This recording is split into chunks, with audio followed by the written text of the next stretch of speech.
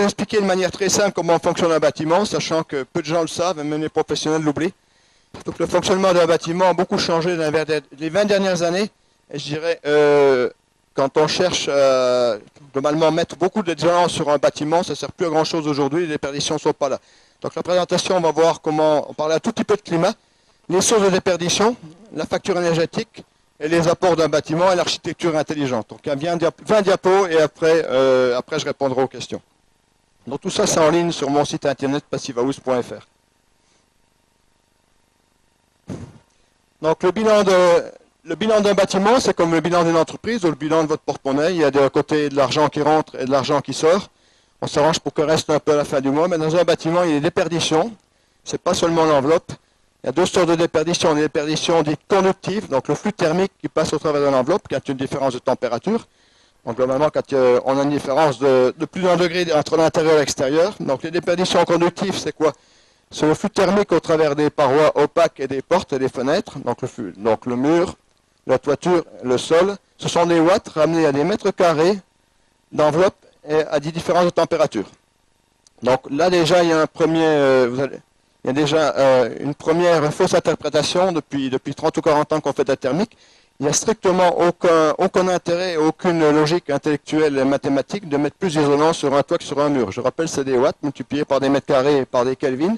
Aujourd'hui, vous avez 0 degré dehors, il y a 20 degrés de différence de température entre le dedans et le dehors. Un watt sur le toit et un watt sur le mur, c'est la même chose. Un mètre carré, c'est 1 mètre sur 1 mètre. Donc on isole un bâtiment de manière complètement homogène, le toit, le mur et le sol. Après, la deuxième source de déperdition conductive, ce sont les ponts thermiques. Les ponts thermiques, ce sont des erreurs de conception.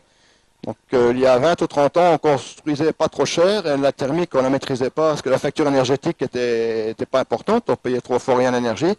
Maintenant, construire avec des ponts thermiques, ça engendre des soucis majeurs. Ça augmente la facture énergétique dans votre porte-monnaie. Et ça engendre aussi des gros problèmes dans les parois, des condensations, des points froids, et vous avez des parois qui sont menacées, qui peuvent pourrir. Si vous voulez, je l'ai sur ma clé USB, je montrerai après les dégâts dus aux condensations, dus aux ponts thermiques. Donc les ponts thermiques, c'est des changements de matériaux, c'est des perçages en enveloppe, des balcons, des poteaux, des choses comme ça. Et c'est surtout quand on marie entre eux des matériaux qui ne sont pas faits pour vivre entre eux. On n'a pas idée de marier un chat avec un lapin. Donc on mélange, quand on construit des minéraux avec des minéraux et ça se passe bien, des végétaux. Il y a des vieux matériaux, je dirais, qui datent, qu'on met en œuvre depuis des siècles. On ne sait pas pourquoi ils se portent bien. Il y en a beaucoup dans la région ici, on pourra en parler après. Mais on a 1 ou 2 matériaux sur Terre qui nous permettent de jamais avoir de souci de condensation dans les parois. Je vais parler par exemple des enduits chauds et champres. Donc les besoins en chauffage, ce sont les déperditions moins les apports. Donc on va dérouler déjà toutes les déperditions. Donc le flux thermique, déjà, il faut faire la différence entre le sol et les parois. Dès l'instant où vous construisez un bâtiment sur le sol, vous avez globalement 30% sous nos climats de déperdition au moins. Pourquoi? Parce que ça vient de la température du sol en hiver, pendant la période de chauffe, elle est à peu près 6 degrés plus élevée que la température de l'air. Donc construisez pas sur pilotis. Construire sur vide sanitaire, ça n'apporte strictement rien. Il faut construire sur des dalles. Et quand on construit des bâtiments passifs, petits ou gros, quasiment dans le monde entier, on les pose directement sur le sol. Parce que sans ça, on est trop répétitif et on n'arrive pas aux objectifs. Donc le pont thermique, par rapport c'est le même calcul que le flux thermique, sauf que le pont thermique, c'est la valeur U. Donc la valeur U, c'est des watts par mètre carré d'enveloppe. Le pont thermique, c'est des watts par mètre linéaire. Donc les ponts thermiques qu'on oublie encore aujourd'hui, par exemple, c'est le fameux intercalaire aluminium entre deux glaces. L'aluminium est le matériau le plus conducteur après l'or, je crois. Donc il faut oublier, il faut mettre des intercalaires. Vous avez tous entendu parler des switch passeurs, des warm-edge et tout ça. Simplement pour dire, c'est des intercalaires entre les vitrages qui n'ont pas de pont thermique, qui sont en base de matière plastique principalement. Avec la caméra infrarouge qu'on utilise globalement depuis 5 ou 6 ans, on commence à savoir à s'en servir et c'est pas très cher. On visualise facilement, surtout des journées comme aujourd'hui, on visualise tous les défauts de l'enveloppe. Donc une enveloppe très bien faite. On parlait d'une maison passive au Bruderdorf qui a été construite il y a 3 ans, je crois, par des Allemands, parce que le client à l'époque que je connais bien n'avait pas confiance en nous. Aujourd'hui, on a des entreprises qui savent le faire. Si on passe un coup de caméra infrarouge sur la maison, on voit strictement aucun défaut. Je dis bien strictement aucun défaut. Donc ça, c'est des déperditions conductives. Avant les déperditions conductives, globalement, l'enveloppe représentait 90% de la facture énergétique. Vous verrez ce qu'elle représente aujourd'hui dans les bâtiments modernes, plus beaucoup. Après, nos sortes de déperditions, deuxième, les déperditions aéroliques. Donc deux sortes de perditions aéroliques. La première, le manque d'étanchéité du bâtiment. Vous savez que maintenant, sur toutes sortes de bâtiments, on parle de VBC, on fait le test de la porte soufflante, on mesure le nombre de mètres cubes qui fuient dans un bâtiment par heure. Par exemple, ou par mètre carré d'enveloppe froide. Les bâtiments les plus performants, comme la maison passive de Dietwiller, on arrive à 40 mètres cubes ou 36 mètres cubes de fuite par heure. Ça fait déjà beaucoup. Chaque fois qu'un mètre cube d'air chaud passe au travers de l'enveloppe du bâtiment, ben, si on a fait un peu de physique à l'école, c'est 0,33 watts par mètre cube et par Kelvin. Aujourd'hui, moins 3, tout à l'heure, plus 20, ça fait, chaque mètre cube, ça fait 7 watts qui part. Ça va très vite. Donc les bâtiments les plus performants, la taille d'un pavillon, on arrive à peu près à 40 mètres cubes. Un bâtiment dit VBC, on arrive à peu près à 200. Donc c'est le fameux V4 pour les spécialistes, ceux qui savent faire les mesures d'étanchéité à l'air. Et une passoire énergétique, comme nos bâtiments courants, ceux qu'on a construits il y a 30 ou 50 ans, on a des centaines, voire des milliers de mètres cubes de fuite. Donc rien ne sert de mettre 10 mètres d'isolation sur l'enveloppe pour consommer toujours autant d'énergie. Donc je continue. Le renouvellement d'air, quand on vit dans un bâtiment, surtout s'il est étanche, on construit plus étanche, on rejette du CO2. Il y a des problèmes de pollution, on appelle ça des composés organovolatiles, principalement des macromolécules de chlore. D'autres produits issus des peintures, des produits chimiques, je dirais. Voilà, donc plus ou moins suivant qu'on a construit le bâtiment de manière écologique ou pas écologique du tout. Bien sûr, c'est en éco-construction avec des peintures à la chaude, des carrelages en terre cuite et pas de polluants au niveau des peintures, il n'y en a presque pas. Mais on rejette surtout beaucoup de CO2. Donc le législateur a pris conscience de ça après le premier choc pétrolier. Quand on a commencé à payer cher d'énergie, on a commencé à se rendre compte que la qualité de l'air à l'intérieur du bâtiment était mauvaise. Donc pour ça, on le mesure facilement, pas trop chez nous. On a tout simplement des capteurs, il y en a à Dietwiller et ailleurs, des capteurs de CO2, on mesure le taux de CO2 dans un bâtiment. Légalement, le taux de CO2, au niveau de la réglementation thermique en France, la réglementation du bâtiment, on a le droit à 1000 parties par million, donc 0,1%. Il faut savoir qu'à 3000 parties par million, on perd 50% de ses facultés intellectuelles, ça c'est clair. Dans toutes les écoles, dans tous les bâtiments publics, il y a beaucoup de maisons, en Suisse, en Allemagne, en Autriche, on a des détecteurs de CO2 qui coûtent 30-40 euros. Chez nous, on n'en met pas, même dans une école, même quand on met 4 millions d'euros pour rénover un bâtiment, on n'en met pas, c'est dommage.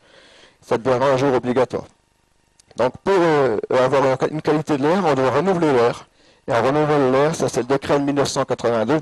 Le décret de 1982 nous impose globalement 30 mètres cubes par heure par personne, donc un pavillon, 150 mètres cubes par heure.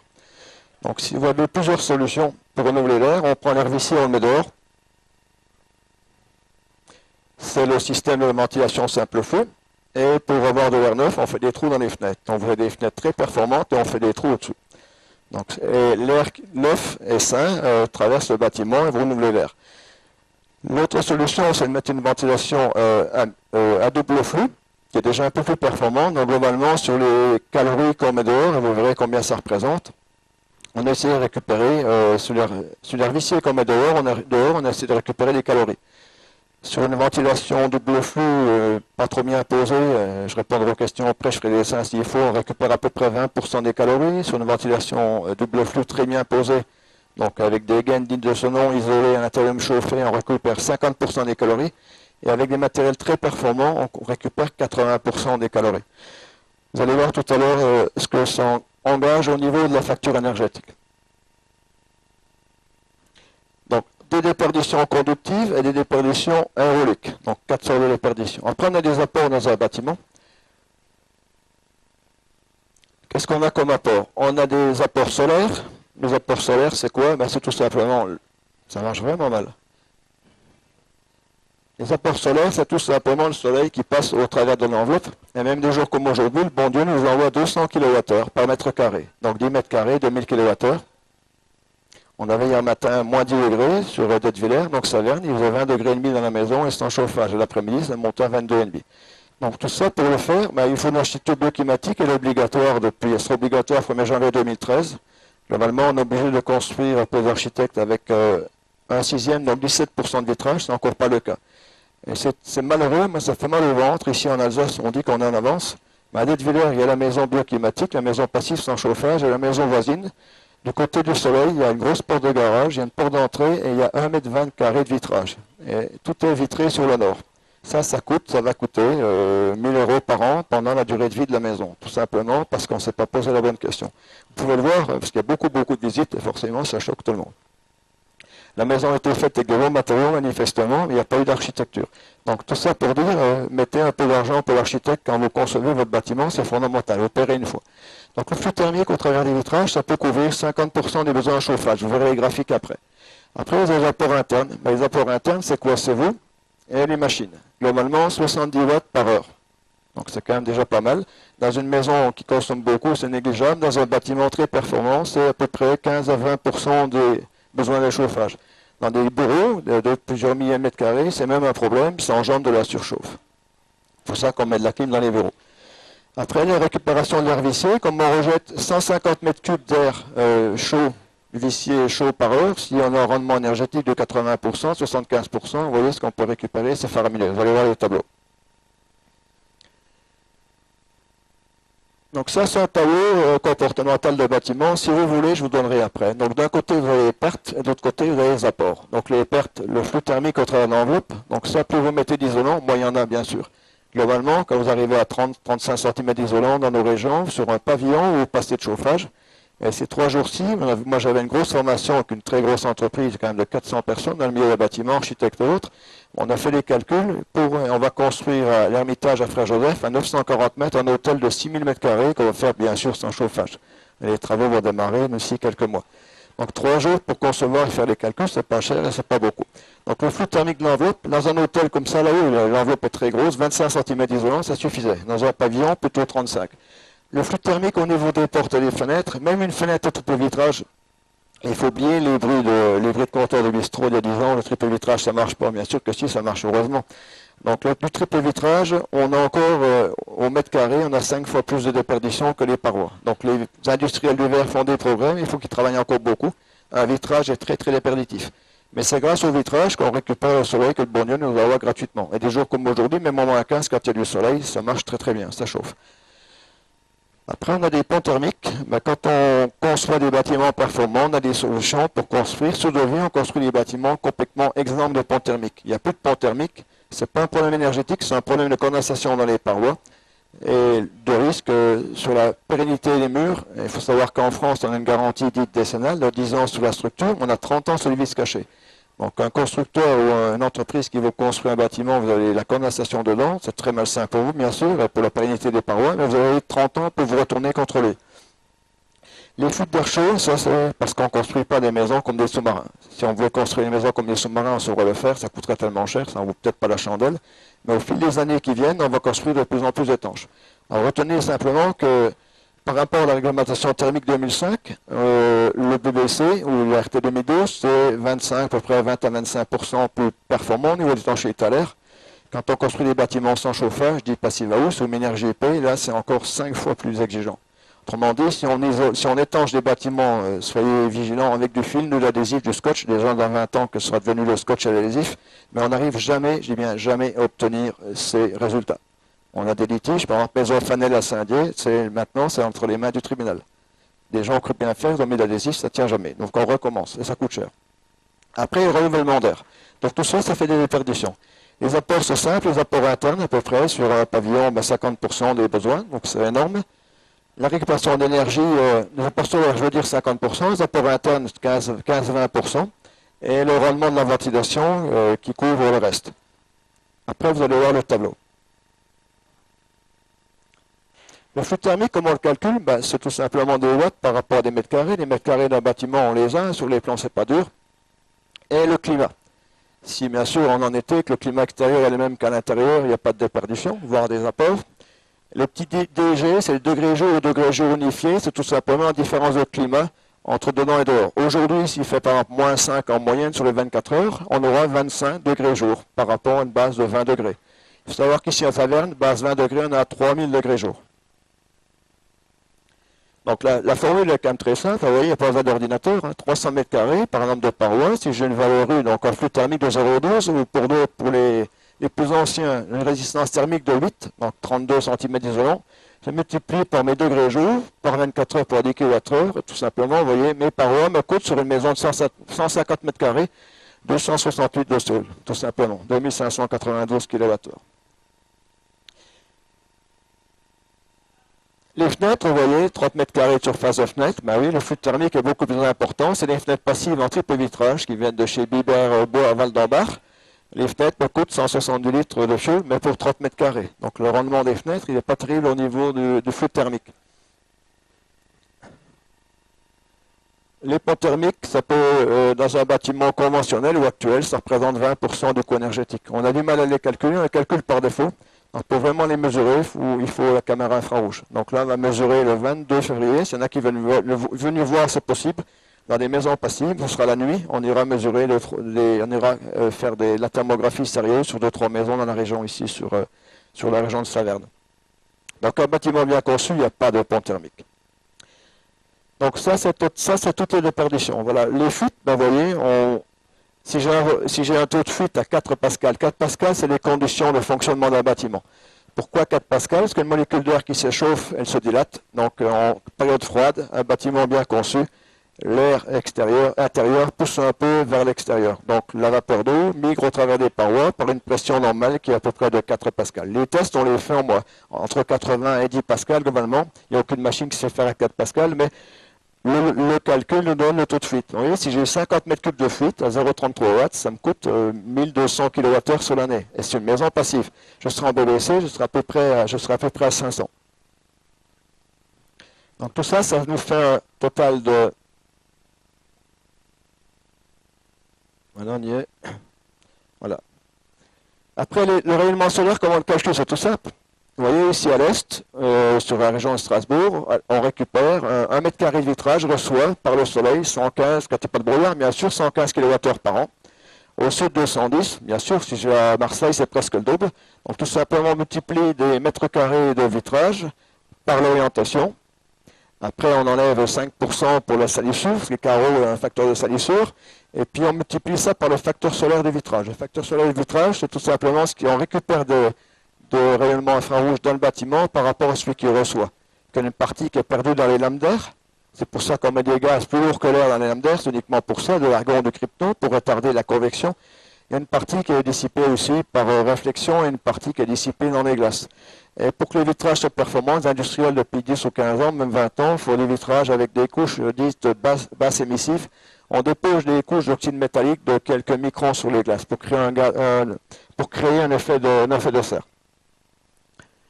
Donc là, vous voyez, 30 mètres carrés de vitrage sur un bâtiment. Ici, je peux récupérer globalement 3000 kWh d'énergie sur l'année. Après, il faut s'arranger pour qu'elle ne ressorte pas du bâtiment, bien sûr.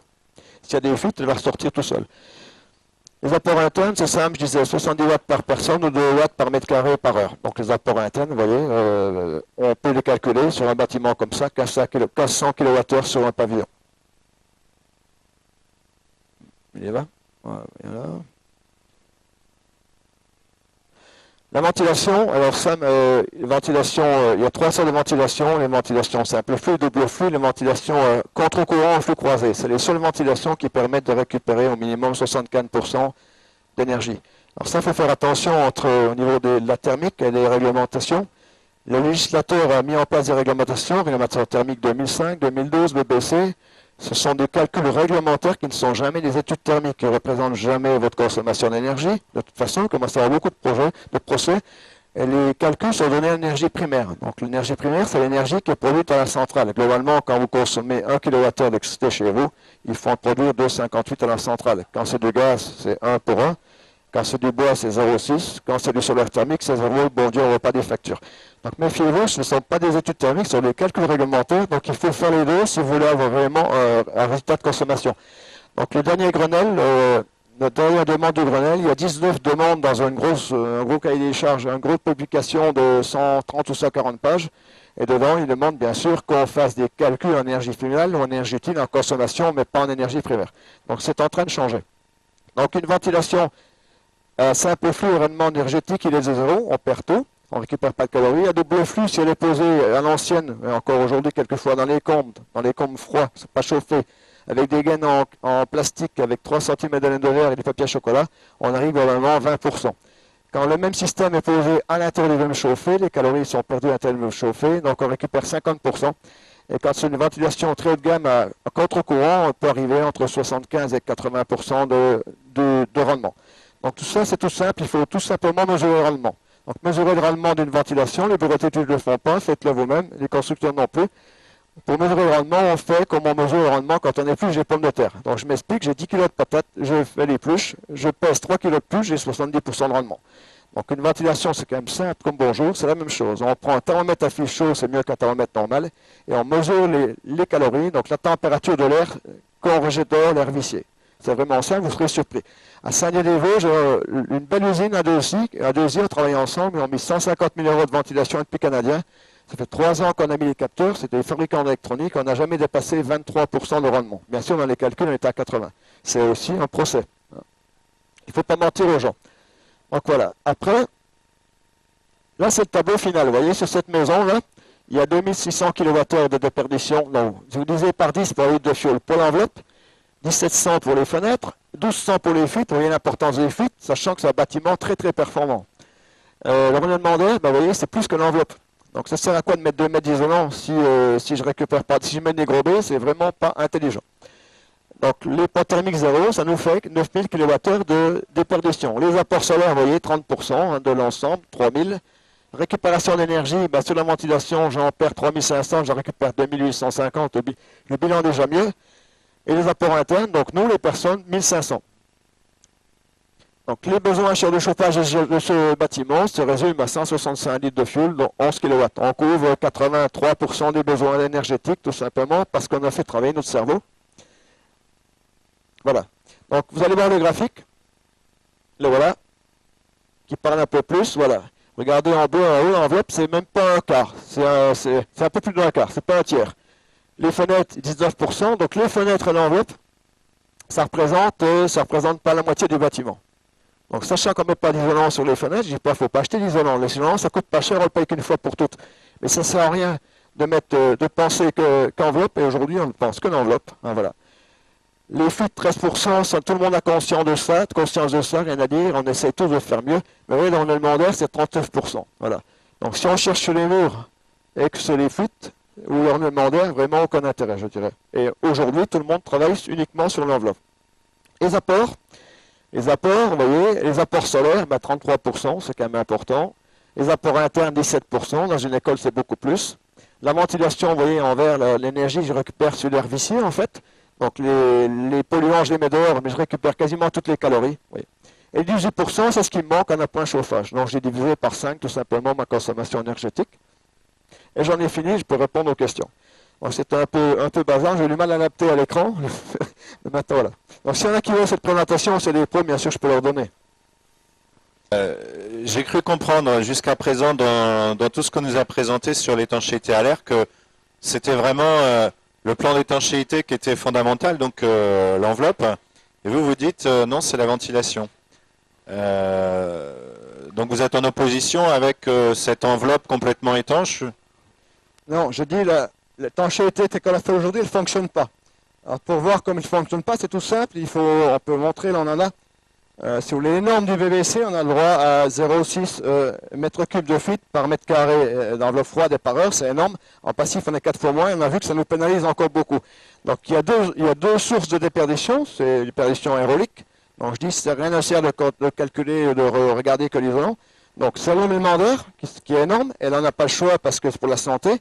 L'enroulement d'air et les fuites. Et quand on a des fuites dans un bâtiment, de toute façon, l'enroulement d'air ne se passe pas bien non plus. Un bâtiment qui est fuyant, la VMC ne fonctionne pas. Donc il faut travailler sur l'aérolique, sachant qu'on a fait un gros travail déjà sur l'enveloppe, pour savoir qu'il y a 20 ans, l'enveloppe, on mettait 4 cm d'isolant. Maintenant, dans tous les bâtiments neufs, on met au moins 20 cm. C'est plus là quel problème. On a fait une grosse partie du travail. Au niveau de la ventilation, on n'a pas d'industriels en France qui font des ventilations qui ont des rendements de l'ordre de 80%, parce qu'elles ne sont pas chères. Donc il faut accepter de mettre plus d'argent dans la ventilation haut de gamme. Autrement dit, ce qu'on mettait dans des chaudières à fioul ou des choses comme ça, on les mettra au niveau financier dans la ventilation. La grosse différence, c'est que la ventilation, elle ne coûte rien. Elle ne consomme ni du gaz ni du fioul, un tout petit peu d'énergie électrique. Et si on va loin sur la ventilation, il faut aussi des ventilations qui consomment peu d'énergie électrique dans le niveau des ventilateurs. Donc les limites dans les ventilations haut de gamme, c'est 0,45 watts par mètre cube d'air transporté. Ça va vite, 150 mètres cubes par heure. Donc je veux dire, les soucis, c'est l'étanchéité à l'air, les ventilations. Et les soucis chez nous en France, c'est qu'on remet en place aujourd'hui, depuis 3 ou 4 ans, je fais beaucoup de cours moi, sur l'étanchéité à l'air aussi. Au niveau étanchéité à l'air, on remet en place des techniques et des protocoles qui ont qui ont été mis en œuvre il y a 20 ans en Allemagne et en Suisse et Autriche et qu'on a vu qu'ils posaient des gros problèmes. Je m'explique, ils en sont ces gens-là à se dire, à rénover les fuites de bâtiments. Un film, ça ne tient jamais 30 ans. Un panneau de rosé, un panneau de bois massif, même de 8 mm, dans 30 ans, il n'a pas bougé. Expliquez-moi pourquoi, par exemple, quand on fait une maison de statut bois, mais contreventement, donc le panneau rigide dedans, et ça nous fait étanchéité à l'air en Allemagne, en Suisse, en Autriche, et pourquoi on le met dehors chez nous? En plus, la maison coûte globalement 3 000 € de moins. Parce que de toute façon, on est très en retard dans les écoles d'ingénieurs, les écoles d'architectes et tout ça, on ne va pas voir ce qu'il y a à côté. L'étanchéité à l'air, ça ne coûte rien, c'est dû à mettre en œuvre.